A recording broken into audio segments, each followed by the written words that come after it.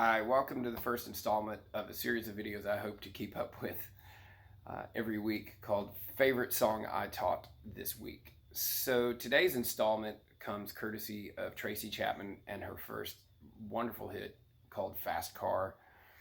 Shout out to my student Chris Bounds, who comes in on Fridays at 11 o'clock and brought this song in. I love this song. I've performed it many times over the years with various groups.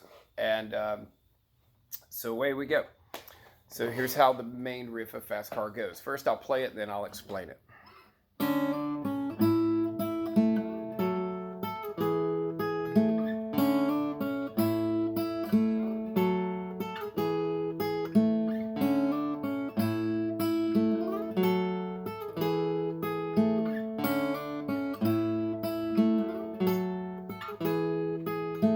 Okay, so we're thinking of this as a C position chord, but we're really not in, we really don't need all of those fingers. We just need our root note, our third finger on the A string first fret.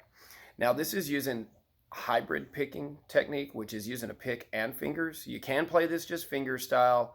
If you're new to finger style or hybrid picking and the thought of playing the song makes you nervous, don't be. It's one of the best songs you can learn to kind of get into the loop of playing that or adding that technique to your own playing. So I'm going to just do it as hybrid picking, because once we get past this riff at some point in the song, when it starts to reach the chorus section, it begins strumming, and you definitely want to pick for that, because it's how it sounds. It makes it sound louder, more passionate, loud, emotional when she strikes those chords and you hear the rake of the pick hitting the strings. Anyway, all that being said, so I am playing with my pick, and I'm basically just using my middle and maybe my ring finger from time to time to pick a different string. So the very first thing we're going to do is hold the root note of the C chord, but take the other fingers off. They're not needed. We're going to play the A string with a pick, and I'm using my middle finger to pluck the B string. Then I'm hammering the first fret of the B string. Then I'm going to pluck the B string open. I'll take that finger off, like that, like so. Okay? Then we move on to chord number 2, which is G, and I'm going to use my middle finger here at the 3rd fret of E, and my ring finger at the 3rd fret of B. And I'm going to play the E string with my pick and the B string with my middle finger. Then once again, play the B string by itself, and then the G string by itself. Here's all of that together.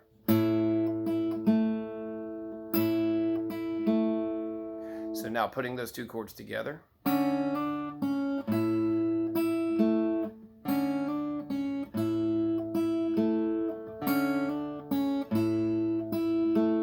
Like so. Okay, so on to the next two chords. Now, this is pretty neat.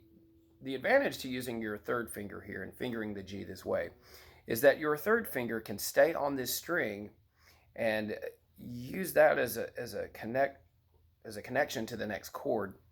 So I'm on the 3rd fret from the capo. Technically it's the 5th, but I speak in terms of distance to the capo. So this is my 3rd fret. So I'm going to go to the 8th fret. So I'm going 5 frets up to here. And I'm going to keep that there. Then I'm going to take my first finger and put it on the A string 1 fret back, which would technically mean that we are on the 7th fret and the 8th fret of these two from the capo.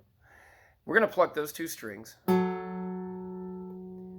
then hit the B string again. And then the next chord we're going to do is the same fingering. We're just going to slide back like this. And so on one string, that's going to be a half step. That'll be the B string is going a half step down. But the index finger needs to stretch out and go a whole step down to reach its note. And so once we do that, we're going to pinch those two strings, A and B, hit B by itself again, then G open and by itself. So.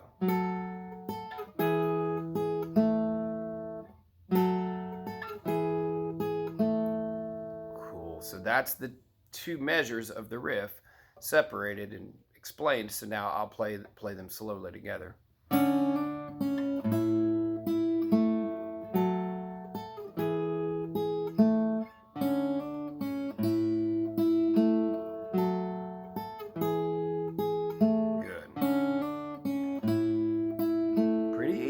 especially if you play slow, you'll get those vertical leaps from the open position to the 7th position, and just work on the timing. That's why I like to play it slow in these videos. Number one, you can see it, but number two, hear it. Think about how it sounds.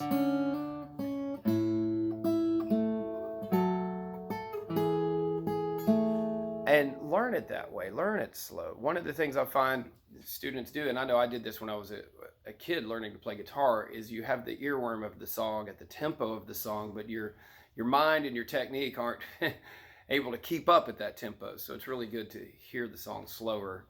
So here it is, approximately the correct tempo. It's a good bit faster, so it's going.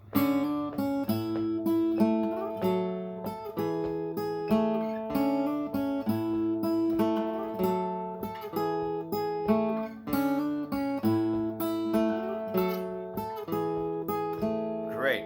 Now, before I close, there is I do want to mention there is a variation she does that's really hip, and it's kind of sparse in the song. I can't tell you exactly where it goes, but we hear this little variation that she does on the E minor and the D chords up here. She plays this little passage, just a little embellishment. So if you're fingering that, like we said, 1st and 3rd finger, you would need your pinky to reach a whole step up on the B, and then take it off and just simply pluck the B string 3 times that way. Then similar motif with the D chord, it's just a half step above the B string note.